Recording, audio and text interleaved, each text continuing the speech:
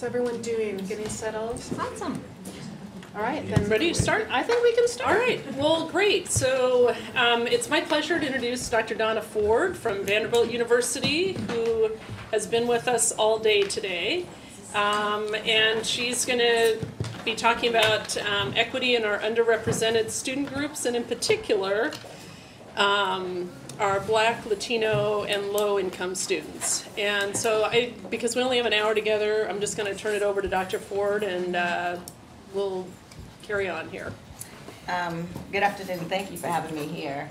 I'm going to do an abbreviated overview of what was talked about earlier in the session, focusing on the very same topic that every student counts, seeking equity for underrepresented, what you call high cap students, and I might just say gifted throughout this presentation. And I want to hone in on three populations, and that will be Black students, Hispanic students, and any student who lives, who comes from a low income background. So what I want to do is, again, it's going to be very abbreviated based on earlier. Just say a little bit about myself, focus on the achievement gap and underachievement, talk about underrepresentation, what factors contribute to that, what are the barriers for recruitment and retention.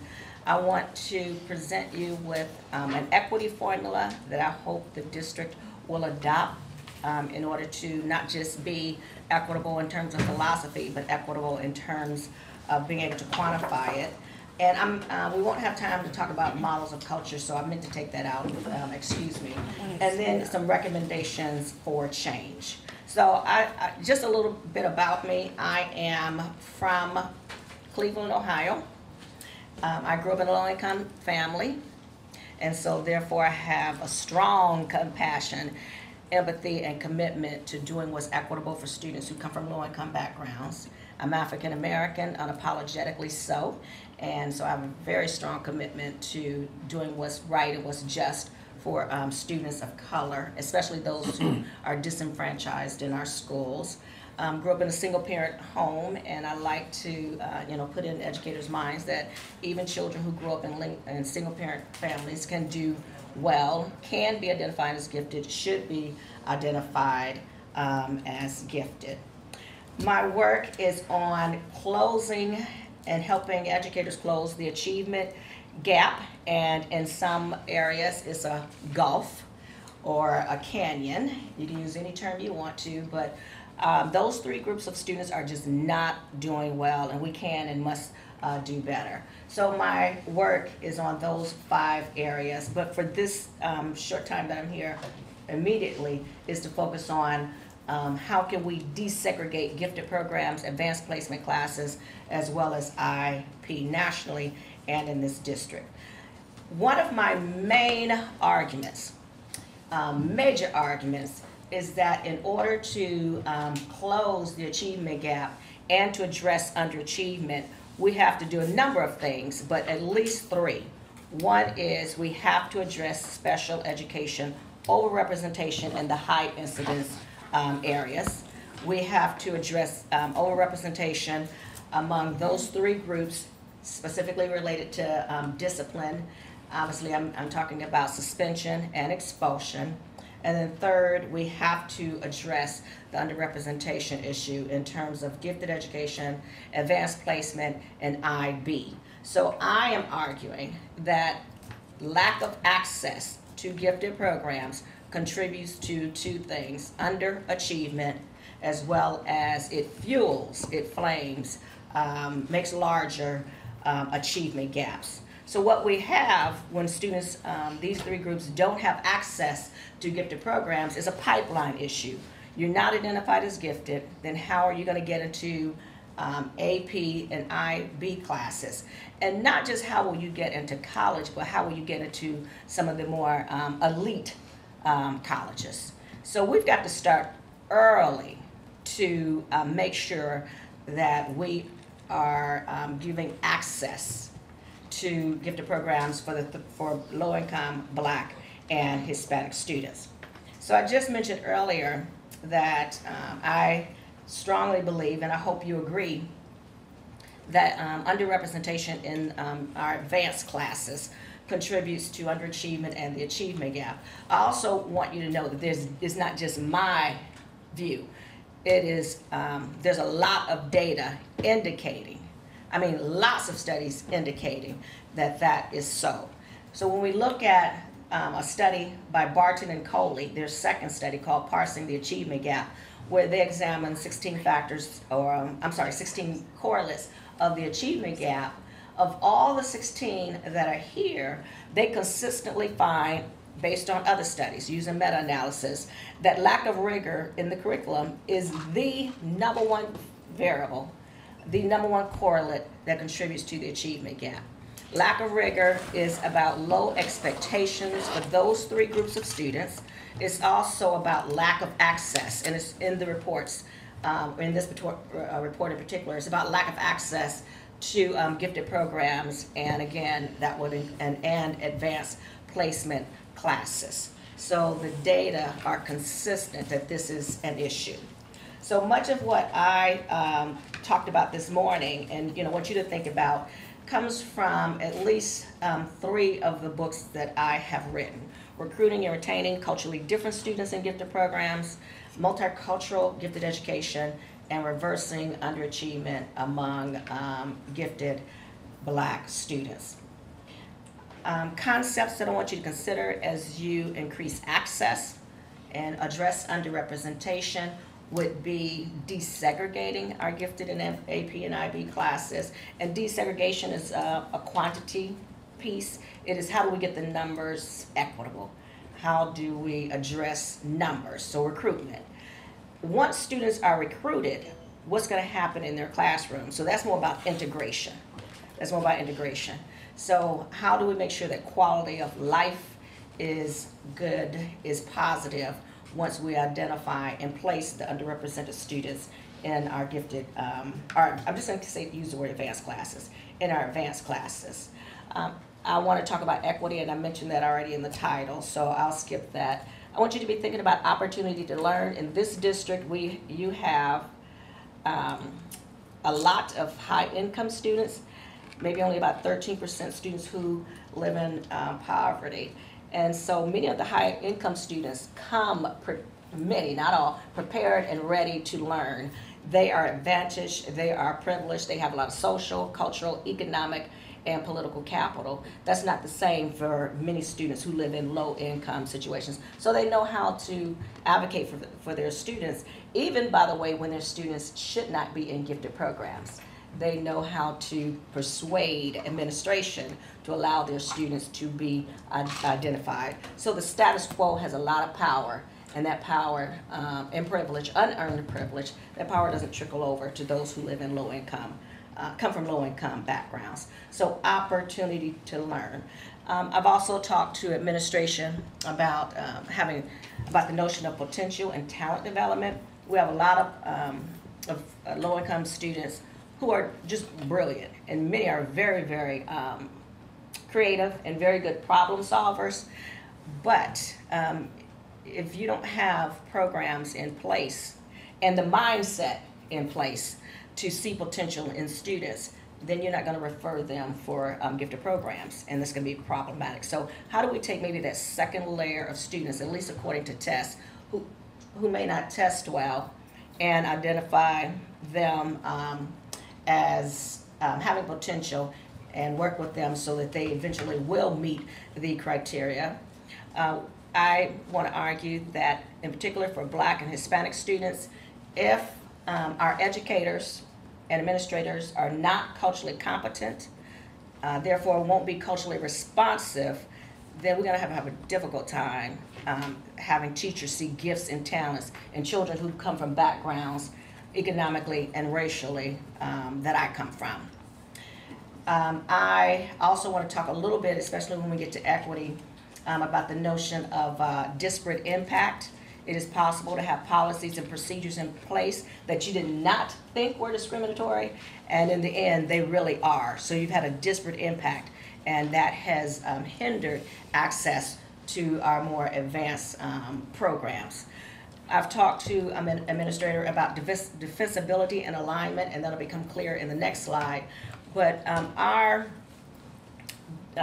student population, we need to look at who they are, and then think about our definition, then think about how we assess, you know, the instruments as well as the criteria.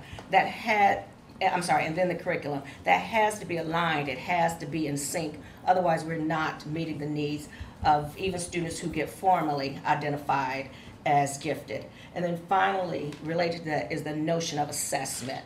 I'm glad to see that this is a district that is not using one measure, one test to identify students, because you really don't learn anything about a student based on one measure. It's impossible to learn, to really know what the student's strengths and needs and challenges are based on one measure. So it's always important to look at state definitions, and I won't read the definition, I just want to highlight some points for you. But your state definition, you know, again, you use the word highly capable students, and it talks about having superior intellectual ability. And then it talks about having creative ability and leadership, as well as excelling in academic areas. So I think that thus far, the district, based on what I've seen in a few conversations, you are identifying intellectually gifted students. You are identifying academically gifted students, but you are not identifying creatively gifted students, no less those in leadership. So there needs to be some significant changes, important changes in terms of alignment. I want to make it clear, and I know I'm talking fast because I'm thinking about an hour, but I want to make it clear that the rigor of the curriculum and the services and the programming will increase when you do more to serve students who are creatively gifted. Some people believe that the intellectually gifted is the prized type of gifted to be, followed by the academically gifted, and then just totally discount the creatively gifted. You're doing those students and this district a disservice, a grave disservice, by not focusing on the creatively gifted students. And we've talked about a little bit about ways to do that. So include that in your services. My focus, and this is to be repetitive a little bit, is on what are we going to do for recruitment. Screening, referral, assessment, identification, and eventual placement / services. But it's important to not stop there. It's critical to not stop there. You have to also consider, once students are identified, those underrepresented groups in particular are identified, what are we going to do to make sure that teachers have the mindset to not undermine that student's belief in him or herself as an academician? What are you going to do so that teachers do not say what I think is one of the most insulting, disgraceful, negative comments you can, and that is to change some of the criteria or to let Black, Hispanic, and low-income students in the gifted program, that you're watering it down. I don't think there should be a teacher in this district that should be allowed to teach who has that mentality, who has that mindset. You will undermine all that's been done with recruitment if you talk about watering down anything or those children, etc.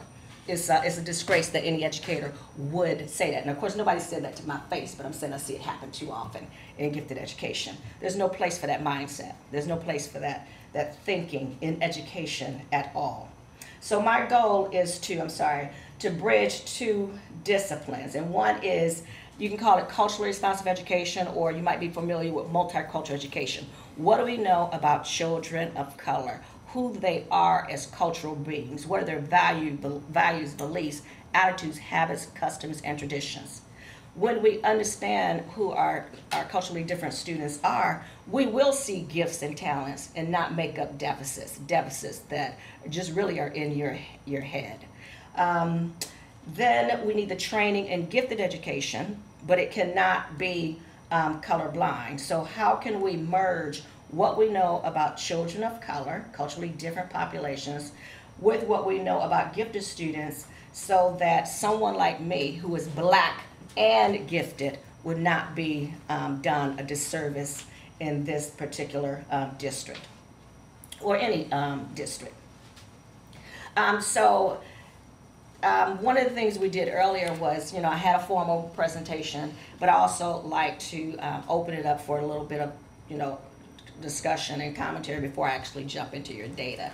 So does anybody, and I don't know who I should be looking at, have a question or comment? I know I just ran through that. Don't ask me to repeat it. Don't ask me. Any questions or comments?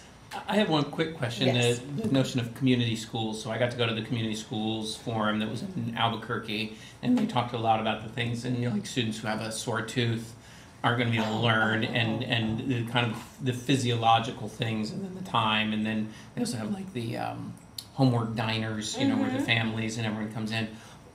What's the level of influence that has? Is it Yeah, thank you. So the mother and me, the grandmother and me, and just the counselor, I have a degree in counseling. I think about just one theory right now, and that's Maslow's hierarchy of needs. Some people talk about wraparound services, those kinds of things. And then we talk about lack of high quality health care for some children, or no health care for some children. But I remember one time I was in an inner city school, an urban school, and it was a fourth grader who had been bouncing on her bed, and she fell off and chipped one of her front teeth. And she was usually a very sweet little girl. That day she was frowning. She wouldn't talk to anybody. She wouldn't open her mouth. She wouldn't even smile. It was also the day they were going to take the test. The one day they're going to take the test for gifted. So I went up to ask her, what is wrong? And she said, when the wind hits my tooth, because I guess a nerve was exposed, it hurts. So I asked the teachers, I said, well, can we go get her whatever the medicine is for teeth, to numb it? And they said, no, it's illegal. I'm saying, this little girl does not have health care. The nurse does not come for 3 days. She's got to suffer. I mean, she doesn't have dental care. She's got to suffer, and the answer is yes. How do you think she did on that test, on that one particular day? And there were no exceptions made. So, I mean, first of all, that's unempathetic. Where's the compassion? All right, what else could be done for the little girl? But if we have those type of services in school, we tackle Maslow, meeting those basic needs, even though they don't have them in home and school. So I'm 100%. I love when I go to schools and I see them filling cavities. Anybody ever had one? That hurts. All right. So, and more. So absolutely. Yeah. All right. So I examine data from the Office for Civil Rights. This is where I always go when I'm looking at data, ocrdata.ed.gov, and it's called their Civil Rights Data Collection. Yes, it's usually a couple of years behind because they're working with 100% of schools, and they've got to make sure it's accurate, clean it up, look at whether there are drastic changes from one year to another. But it has data on just about everything you can imagine. And so I just pulled a few slides, and I wanted to present to you what I got off OCR's website, knowing that there's more recent data. So this is from 2013-14 school year, and this is what you submitted. And yes, I know that there are like 22,000 students now, but we're just going by this. And it talks about, it shows that at this time, white students were 63.5% of your district. However, there were only 43.7% of gifted programs. So for white students, there was underrepresentation. The next largest group in the district would be Asian students. They were like 13.9% of your district. They were 41.4% of gifted programs. That is huge, almost comparable to white students. And I said earlier, that's one of the times I've not seen that huge of an overrepresentation. I usually see it for white students, but it's one of the first times I've seen it that drastic for Asian students. I'm not going to go through all of those. I want to go next to Hispanic students. And as I'm doing this, this is like psychological, I want you to keep in mind, Hispanic students are very close in percentage in this chart to our Asian students, but look at their representation in gifted programs. There should be alarm bells going off. There should be people angry just looking at these data. There should be a concerted effort to say, we have got to do a better job with our Hispanic students. How can they only be 3.1% of gifted programs? I think it's lower now too. You think it's lower? And it's high, there's 17%. Okay. 17%. So there's Hispanics, even and it's a lower larger representation. degree of underrepresentation, perhaps, as well as that means it's even more inequitable. Black students are 1.8% of the district at that time, 1.4% of gifted programs. So you're doing a lot better with black students, which is rare, than you are with your Asian students. Then you can look at discipline, and so the pie chart changes. You know, over there is where we start from representation, but then you look at Hispanic students becoming almost 20% of those for in-school suspension, and that little 1.8% of black students in the district made a huge leap in terms of in-school suspension. So you can find, as a district, kids to suspend, but you can't find any to identify as gifted if they're black or Hispanic. Look at, 8.9%. Look at out-of-school suspension, and then, you can look at expulsion. But what I want to say, for the most part, when we're talking about suspension, and I'll try to keep it brief, usually the suspensions with African Americans are mostly subjective reasons, not objective reasons. And so I'm keeping that really, really brief. The number one group suspended in the United States will be black males. Some people think the next group is white. I'm talking in terms of percentages. Some people think the next group will be white males. No, it's black females. Black females are suspended at a percentage rate higher than white males. And that's flipped in the last couple of years. And one book to read is called Push Out. I don't remember the rest of the subtitle, but Push Out. Okay, so we've got to look at, in particular, at subjectivity and the role that is playing. And the subjectivity, not just subjectivity, but cultural clashes as well. Like a teacher might say something like, when I'm talking to you, look me in the eye. Well, what if that's not their culture? What if the culture is, if I look you in the eye, that's disrespectful? And that's just one example. And then what if it's a large black male and he does look you in the eye and stand a little close to you? Then teacher's like, well, he was intimidating to me and he was threatening to me. You said look me in the eye, I did, and then my culture has a short, small proximity. Now we're getting into something that's culturally assaultive, at least on two levels. So we've got to get that training to be culturally competent. And then the last two, at least in terms of data, would be, or your data, will be looking at advanced placement. And so, just look at the color of the bar charts. The only place that, in particular, black students seem to have access to AP, at maybe an equitable level, would be in science. And then you look at Hispanic students, and nowhere is there equity in advanced placement classes. So I want to bring you back to the notion of pipeline, particularly if you're not in gifted programs, how are you going to get access to these AP programs? Data indicate from the College Board that the number one barrier to accessing gifted and to accessing AP is teacher recommendations, or more specifically, lack thereof. A second barrier is could be, and in this district I think it's the case, relying on families to nominate their children, and those in the higher income bracket will aggressively do so.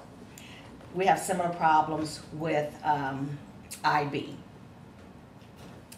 All right, so any questions about those slides before we quantify equity? So I have just a question. We don't require a nomination. Anybody that wants to participate in AP or IB is allowed to. Now, I'm not dismissing that we've got a pipeline issue, but it's not about parents nominating or teachers nominating. How? For overall, for gifted, or for the IB AP programs, anybody that wants to take them can take them. But it sounds like we've got a different issue other than a nomination issue as to why our kids are underrepresented in those. Okay, so if teachers are not, if you're not getting input from teachers, you have to definitely study and see what those barriers are. And, you know, even if it's like self-nomination, students can nominate themselves, you have to have experienced challenge to want to continue to get challenged. You have to have had messages that you're going to do okay in AP and IB classes for you even to sign up. So those who've already been gifted, oh, no problem, I'll just continue on this pathway. Those who haven't. So self-selection would also be a problem. Or maybe students don't even know about AP or IB. So how are they going to nominate themselves? And I think there can also be subtle messages, whether not necessarily what's written, but the hidden curriculum, those hidden messages that can communicate to students like me, from my background, that you're not even, don't even think about AP. And if it's a male, don't think about AP, just go on and get that football. So we have, so you talk, your district, and most districts now are using the word, we are an equitable district. We want to be equitable. And so I love that in philosophy. Equality is not working. Students coming to us with different needs need something different. So we need to talk about equity. What do we do that's fair? And in this process of fairness, it's not saying take anything away from those who are already privileged, but let's give more to those who don't have some of the resources and things like that. So even though I like this picture, I would put like a little box under that one right there. I don't have my little laser because it's like he's getting nothing, right? But give him something. All right. And then just one other picture. So here is equality. And yes, I'm mindful of Brown versus Board of Education. Children need an equal opportunity to learn. That's not worked. It's just not. We need an equitable opportunity to learn. That will be the second. And the thing is, there will always be barriers. And then one example that I use, at least in the context of gifted, is that we're going to always have tests. I don't see anybody in this room going to get rid of tests, or in this nation going to get rid of tests. But can we use tests that are more fair and responsive to those who tend not to do well on tests? There are tests out there that we can use. There are policies and procedures. We're always going to have policies and procedures, but can we make changes? So I think this is the image that I want you to keep in mind. So we have just the 2 slides on equity, but now let's quantify it.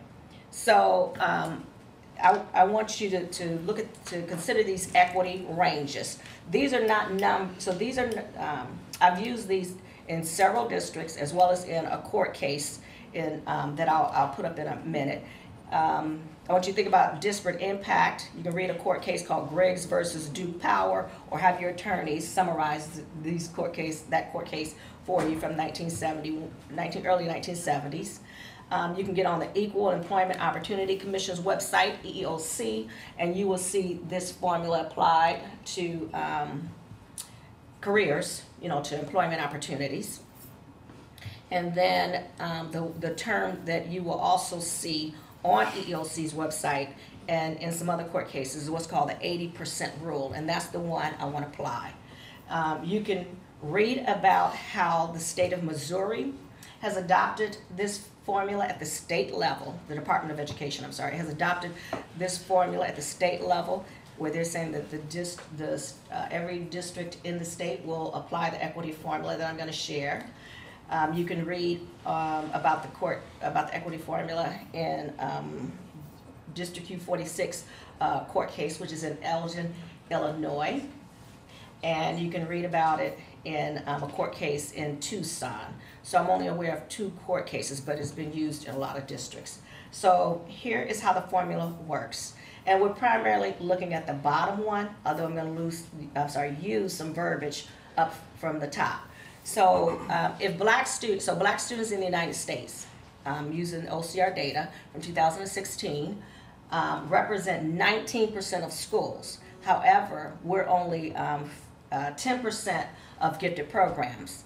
Now, I like what Dr. Reed did earlier, and that's like at the district level. Let's quantify that. Like, how many students are we really talking about? Well, at the national level, we're talking about 253,000 black students who've not been identified as gifted, using that discrepancy. 253,000. So let's start with the 19. And so then you say 19, and we're using the 80% rule. 19 times 0.8 is 15.2.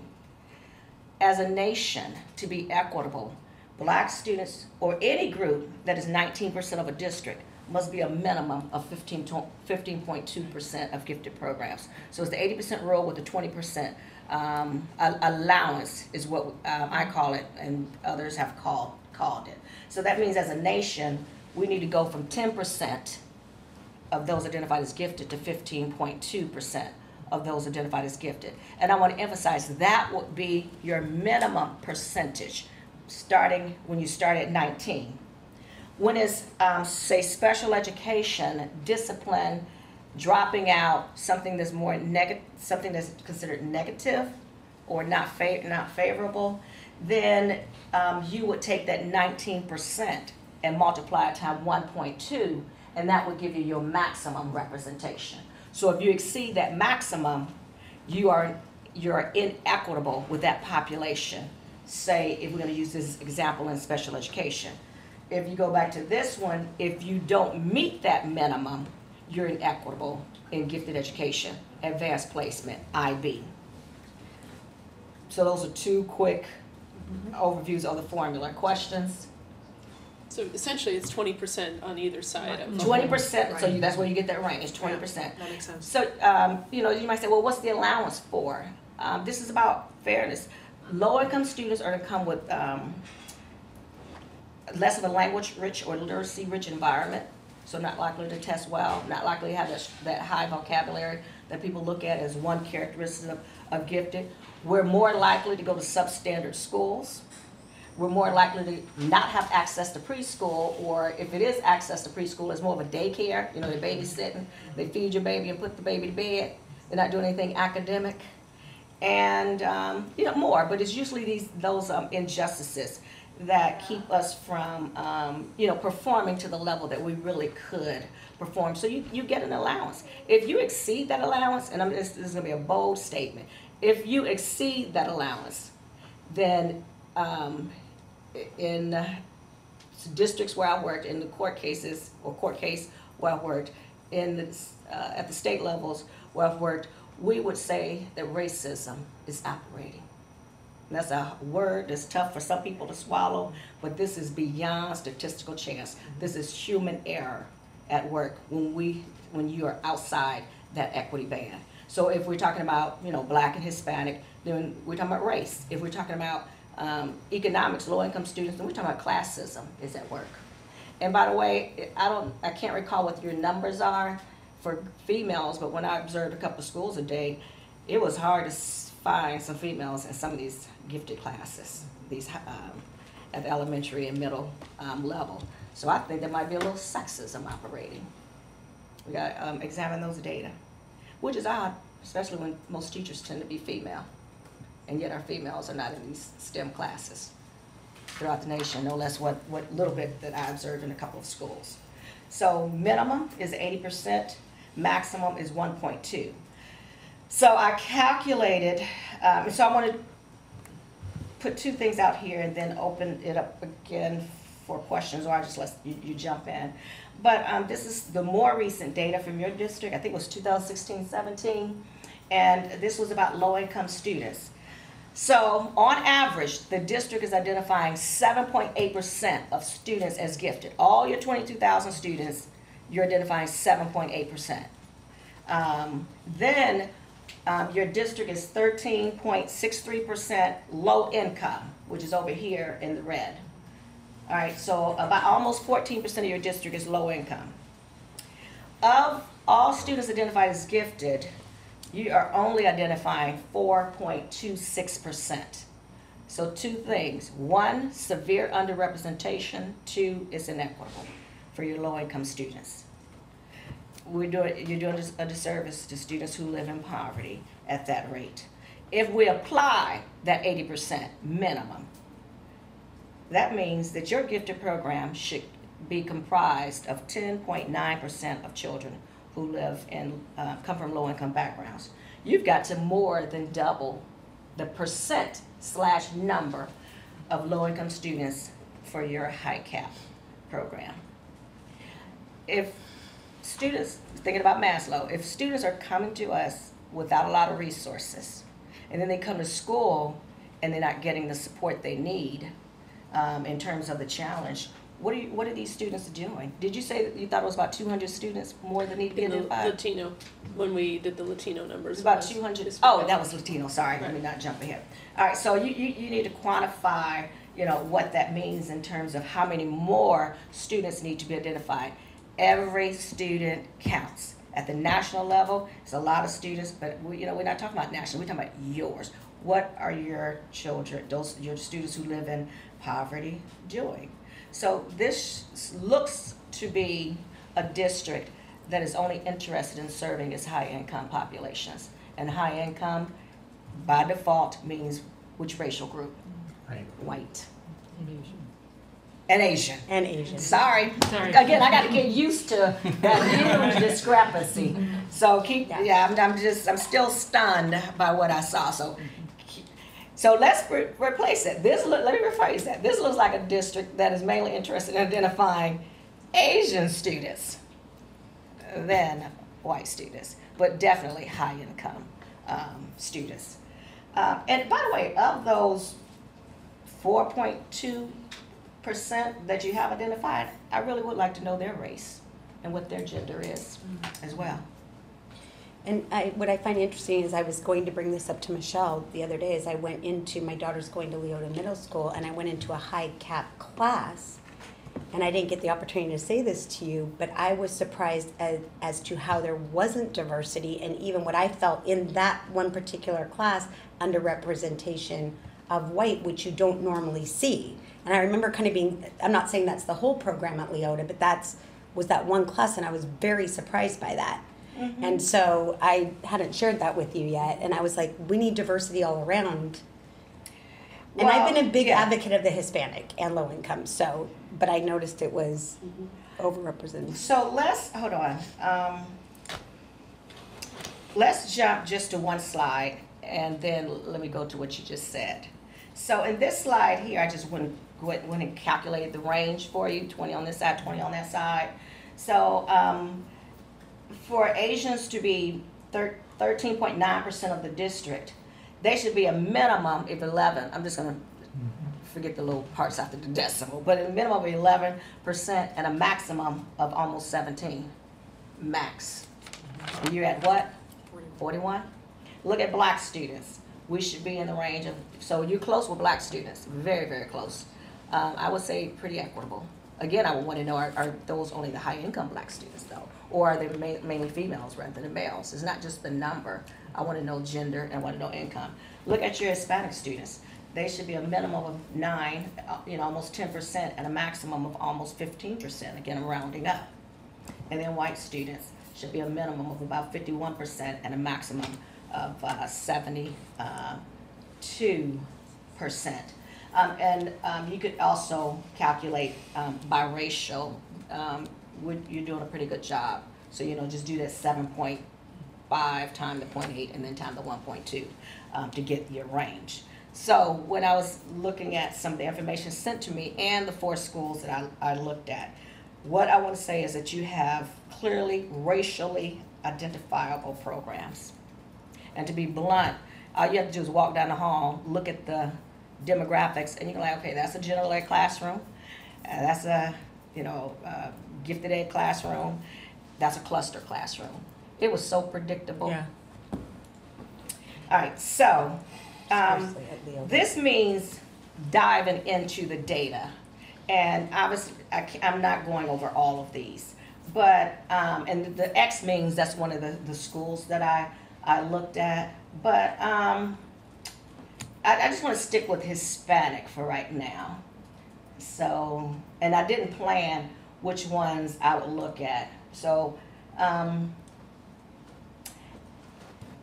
let's look at Canyon Creek and look at Hispanics. 11%, but only 4% identified as gifted. And then let's look at College Lake. Almost 13% of that student population is Hispanic. You can find one not even 1%, which is still egregious, none identified as gifted. That is statistically impossible.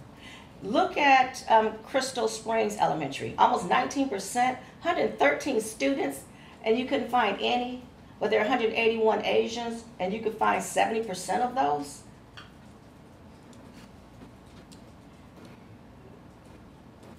So just a state-by-state look, racially identifiable gifted programs and many classes, and this is potentially illegal. If I were a judge, I would say it's illegal. Civil rights issue. A civil rights issue.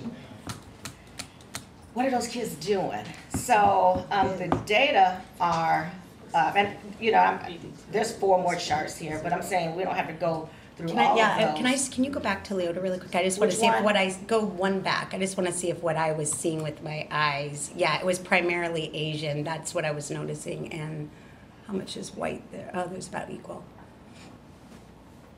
So I'm like the percentages, but then when you see the actual numbers, it's just very, very, very telling. So there has to be a major paradigm shift, policies and procedures in order to, in particular, tackle Hispanic students. Look at Kenmore, you guys. This is, I mean, you know, this conversation is something that I've been so passionate about, and just to be able to see the numbers finally and look at that, there's almost 20% at Kenmore that we have Hispanic and zero. This is what I've been talking about, begging us to look at. So you know what one of the things this means is, even with your high income students who are Hispanic, what are you doing? You're not identifying them. So all those excuses about their low income, you can strip that away, take that away when it comes to your Hispanic students. You're not even identifying kids who have the same, perhaps, similar profiles as your white students. All right, so with this said, and keeping in mind, keeping things in this perspective in mind, and it's abbreviated, I'm hoping that you will do a formal evaluation of your gifted program. You know, and really disaggregate the data about the different programs, the grade levels, whether we're talking about a center school or cluster modeling.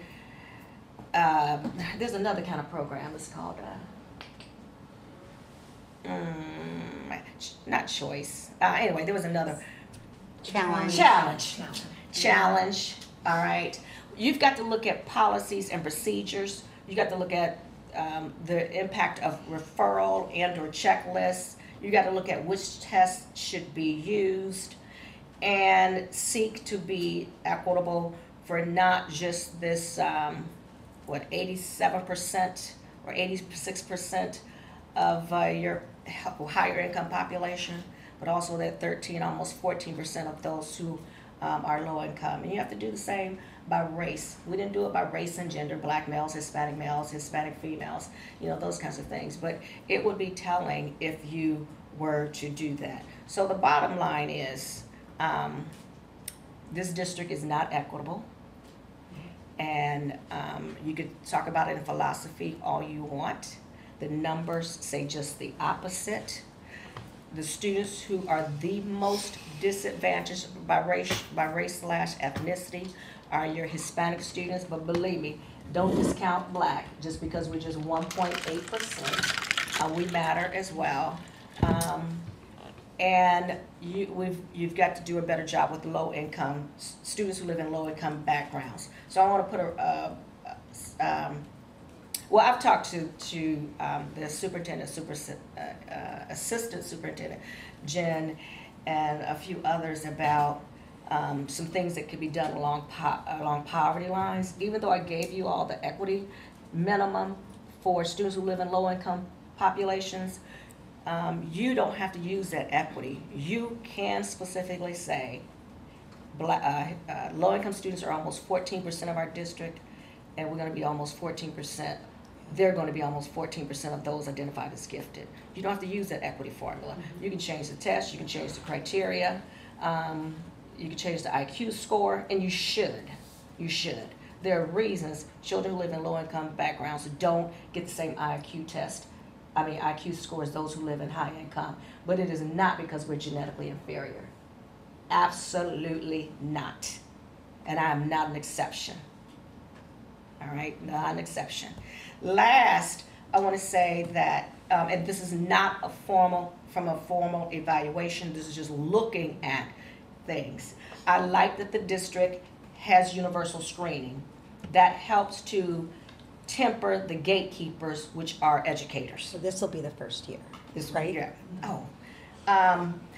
That helps to temper that. And when I say gatekeepers, this is what I'm talking about. Of every study that's been done that I could look at before 2009, there were about 22 studies. Under referral of black students was at 100%. In 50% of the studies that I found under referral, in half of the studies it was under referral for Hispanic students. And then white students are always referred. I've not really seen any data on Hispanic students. Asian students and Indian students. I want you to read Grissom and Redding's at least 2016 study. And it says, even when, and this is what I'm saying I think is happening in your district, even when black students meet the same profile as whites, and in this case it's probably Asians, your teachers or you all still are not referring them. That's discrimination. That's racial prejudice at work. That's a lot of things that you don't want to hear. But there is no question that racial discrimination has to be at work when you look at your numbers. So we got to make sure that teachers are well trained so that they will be, can open doors rather than close doors. So what I mean is deficit thinking is at work. The less our teachers know about children who live in poverty, the more they make up.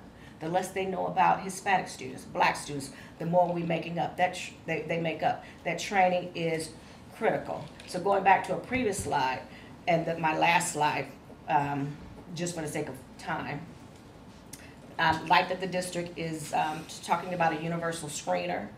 It is very important that you're using several tests because that means you're doing assessment. I like that the district is focusing on COGAT subscale and saying that you can be high on one or the other for COGAT. By the way, you should add or nonverbal in that column. Yeah. And then I like that you have a multidisciplinary team. But I also want you to think about, and I don't know anybody's background, so just most teams are going, and I don't know your racial background, ethnic background, but just think about sitting at the table and I'm a student you're evaluating and nobody over here looking like me. That's a problem, especially if you don't have the training. I don't even have a chance, even if I met the criteria. All right, formally met the criteria, so go back to those studies. Can I ask you a question about one of the tests we use, the ITBS, which is an achievement test? That's an achievement. And I know that you can test prep to that too. And COGAT. Yeah, exactly. So what do you suggest as a addition or as a replacement? For me, when I look at achievement tests are less loaded with controversy. Like when people think about intelligence tests, they think genetic endowment. When people think about achievement tests, it's like, oh, they've learned that. So if they don't do well, maybe they didn't learn it. So that word alignment from a previous slide has to be in place. Does the ITBS align with your curriculum? And the reverse, does the curriculum align with the ITBS? If not, then those who have the extra support, in particular outside of school, they're gonna do better on the ITBS. So maybe I don't know, why did the district choose that test? Should it be another achievement test that is better aligned? But yes, you can prepare children to take achievement tests, prep them. I want to say the same with the traditional intelligence tests. So the COGAT, the WISC, Kaufman ABC, and others, whether they be individual tests or group tests, you can still prep. And it's been my experience in 25 years in the field that the most privileged parents, again, high income first and foremost, whites, and I guess in this district, Asian and Indian, are likely to find a way to get a hold of that COGAT, to get a hold of that ITBS, or to find older versions to prep their children. Or if you were doing individual tests, to go to the right psychologist to get that score, get your child into at least the screening pool, if nothing else. So test preparation is prevalent, but you don't see that among children who live in low-income situations, no less Black and Hispanic. So that just takes you to another, what do you want to do to evaluate family or parental referrals when you already know who's going to refer? So, and we know anecdotally that test prep does happen. I mean, is there a way to guard against it in any way? So, I'm gonna come to it when I get to the next, to the bottom one. Okay. So, I'm glad you have a multidisciplinary team, but that team must have representation from, a person of color or people of color. Two, then there needs to be alignment. In the definition is creativity, and so you need to be assessing for creativity as well as the curriculum. And needs leadership, it said. and leadership and a curriculum. Leadership is somewhat a tricky one. It's hard to. I mean, there is an instrument out there. Can't think of the person's name right now. There's probably a couple out there now. But most people don't do anything with it. But why not? It certainly wouldn't hurt. We got children who are using their charisma and social skills and in socially unacceptable ways. So I'd like to see that channeled, very much so, leadership. And it shouldn't just be, Kimberly is ran for head of the Honor Society, and so she's a leader. It's got to be developed as well. Referral by teachers and parents. Well, I just mentioned that a minute ago.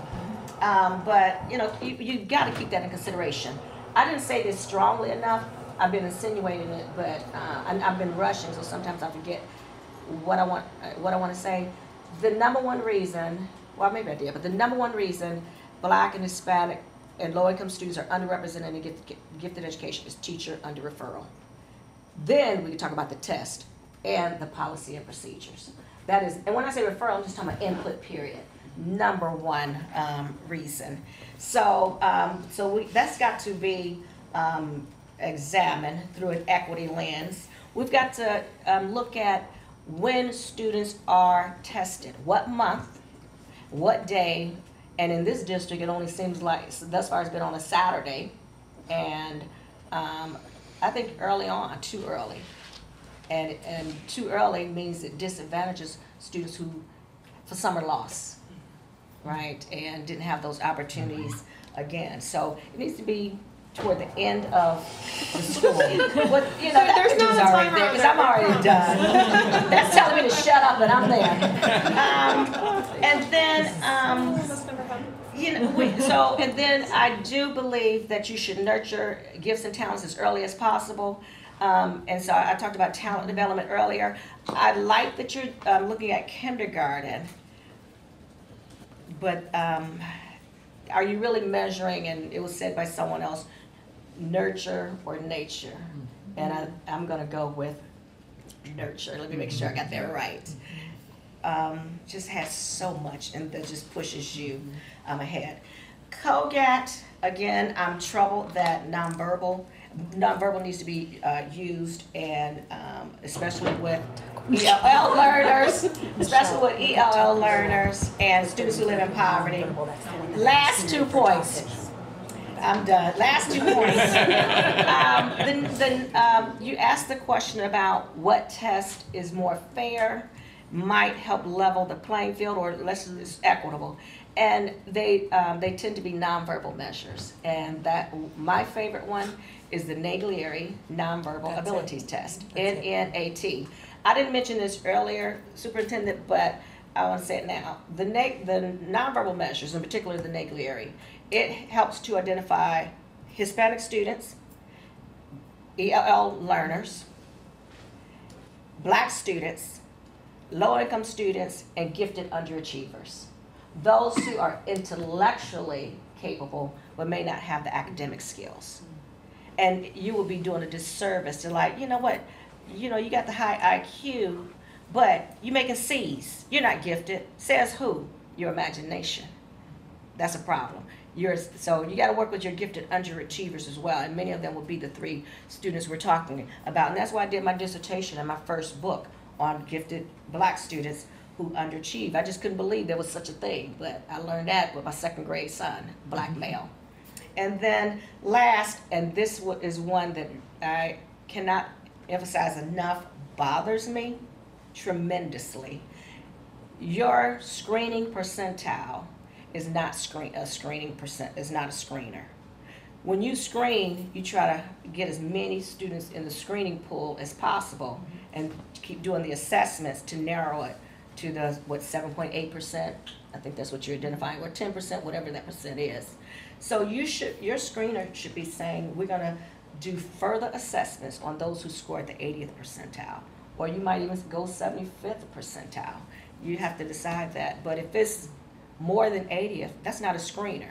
So you already identified the kids who's gifted at the 96th percentile, and then make them go through all the hurdles to be at the 99th percentile. Yeah. Your screening percentile is not a screener. You do an identification, and then you do an identification again. Which is part of why perhaps we haven't picked up as many Hispanic students. Yeah, so a nonverbal measure will pick Or up low income, ELL yeah. learners. And by the way, even when I look at your Hispanic students, I don't know how many percent are English speakers already or are ELL learners, but guess what? You're not doing anything with either one, whether they speak English or not. You're not identifying them. So you can't say, oh, they're English language learners, we can't find them. When they are, you're not finding them. So our black students who are low income have a double whammy. Our Hispanic students who are low income have a double whammy.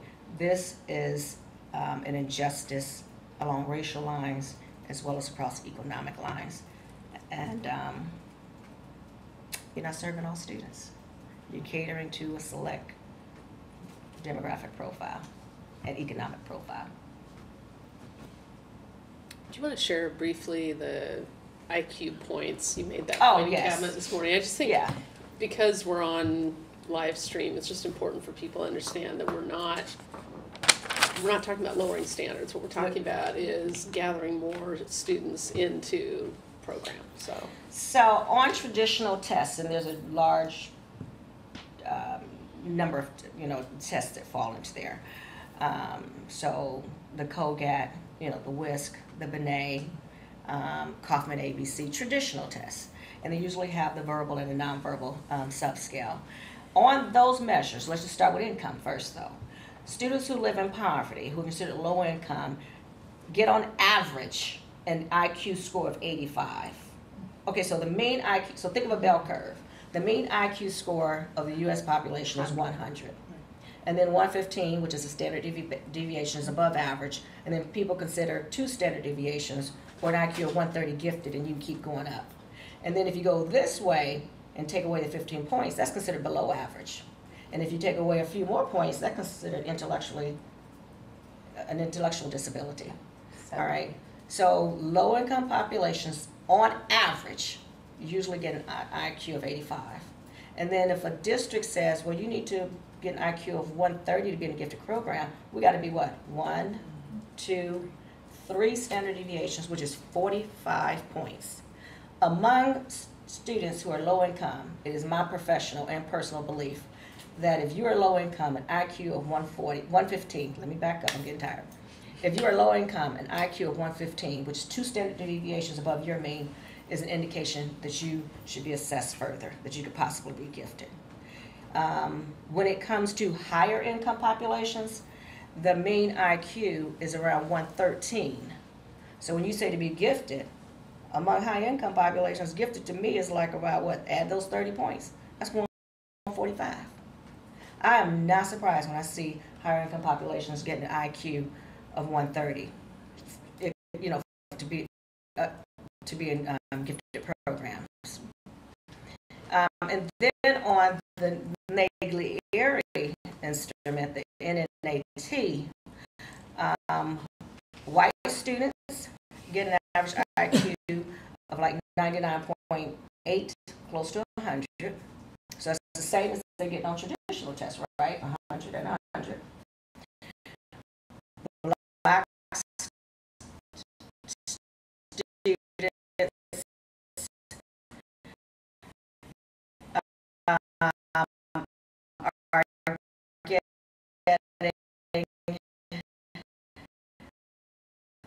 an average IQ of something like 97.8, and Hispanic students get an IQ of like 98.2. So, yeah. So we are just a few points, not even a half standard deviation. Oh, and by the way, I'm sorry, I'm jumping ahead. On the traditional test, where we just did income, blacks get an average of about 85.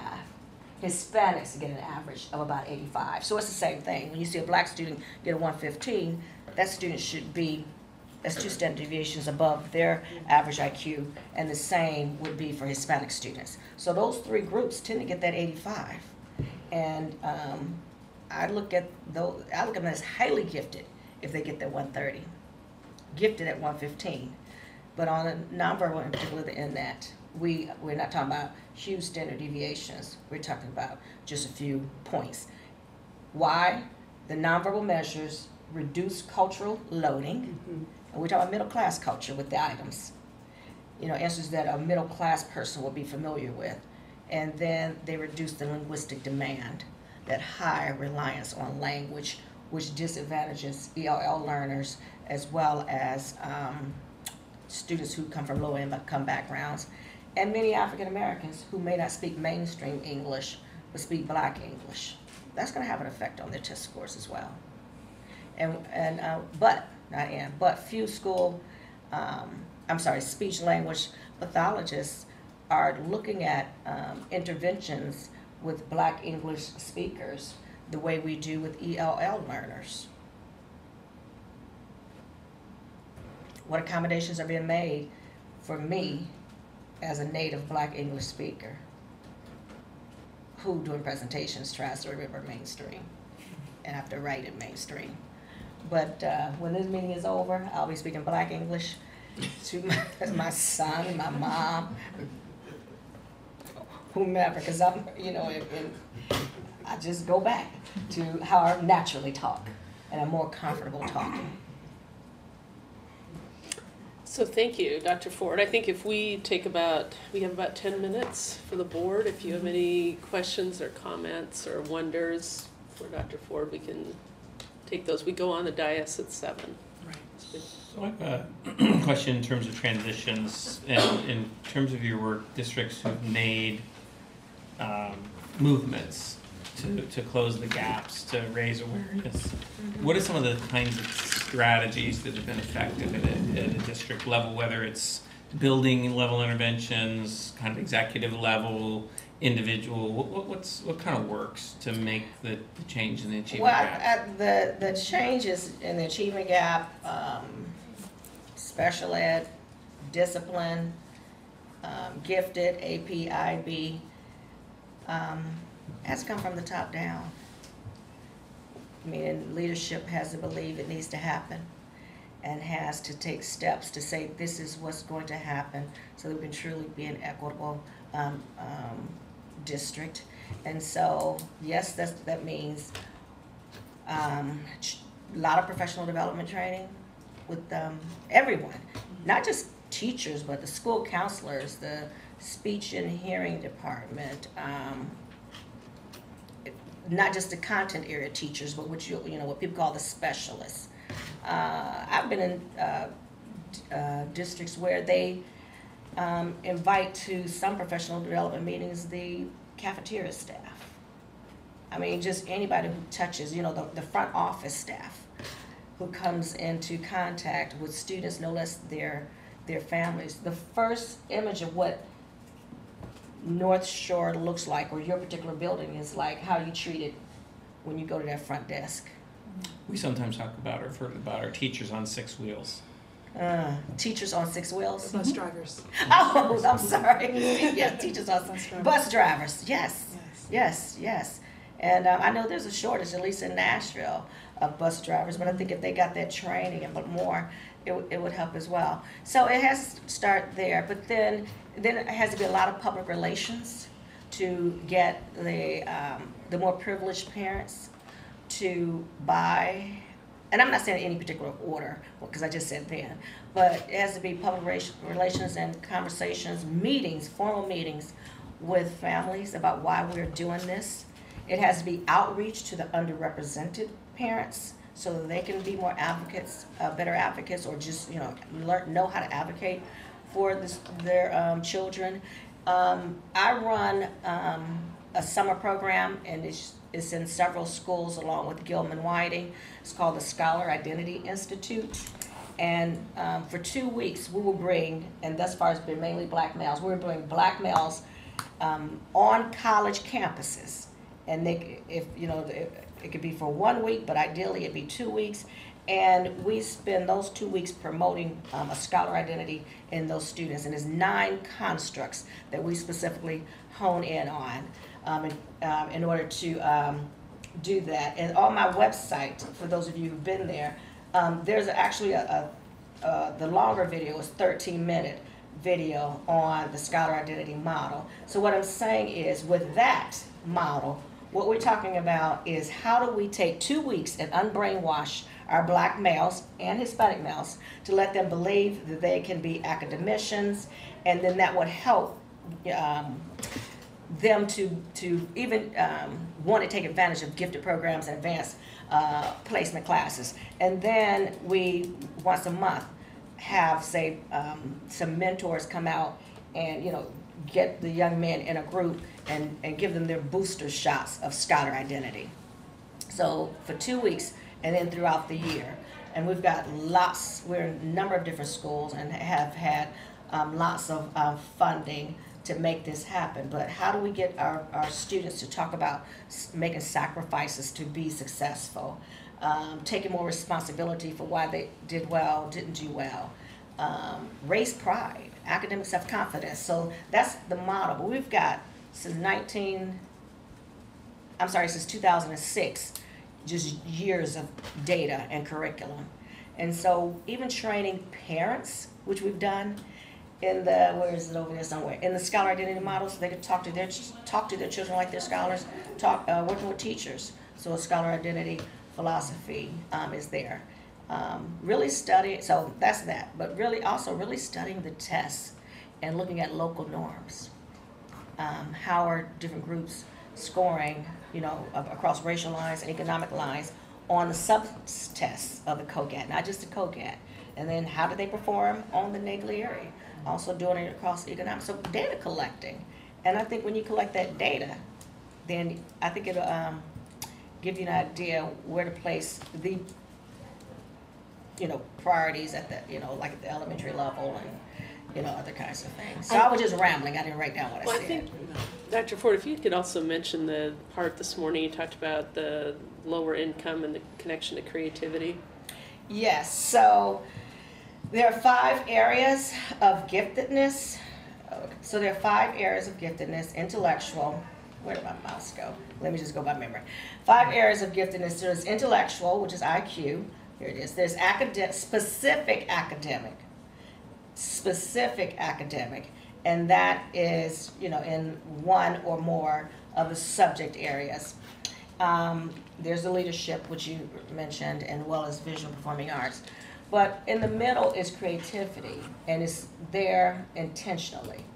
Also, if you study Bloom's taxonomy, it was revised from 1985, and it was revised in 2004, where evaluation used to be the highest, which is IQ, which used to be the highest level of critical thinking.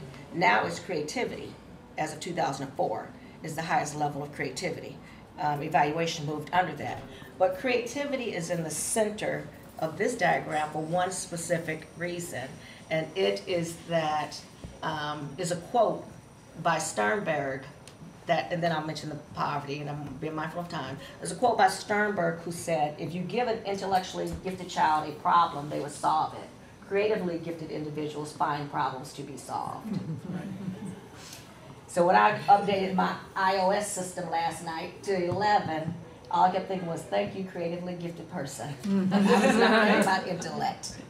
All right, and that iPhone 10X, which I can't wait for, yeah, I'm gonna pay that $1,000.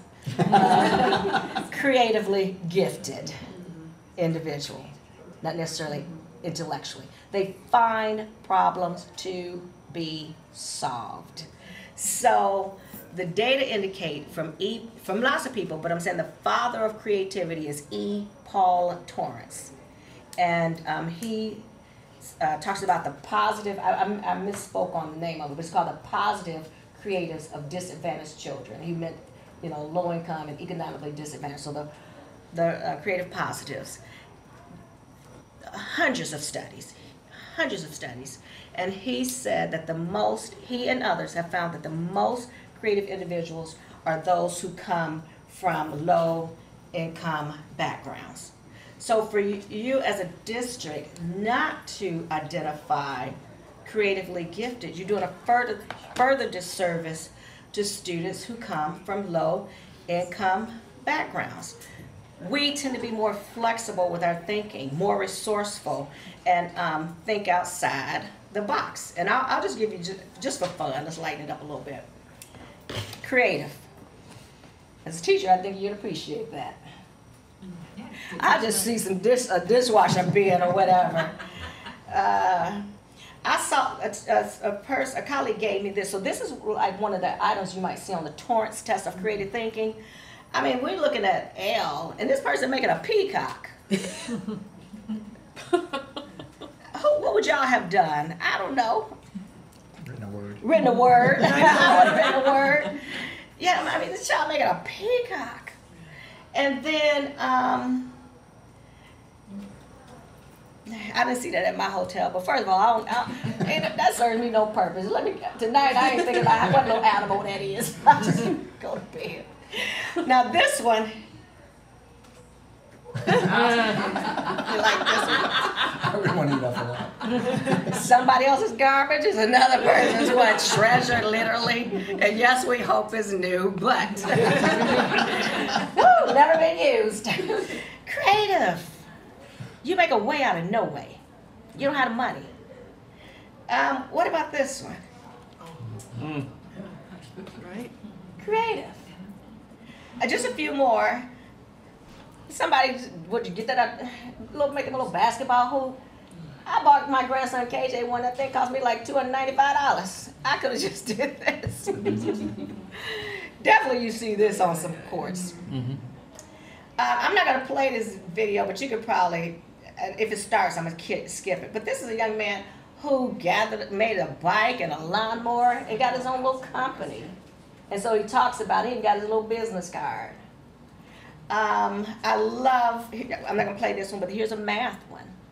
You have to spend a lot of money. All right. And then I think the last one that I really want to, I'm not going to show it, but I like, is this went viral not too long ago. Well, I don't remember when it was, but I found it not too long ago. And he has a job interview, and he doesn't have an iron.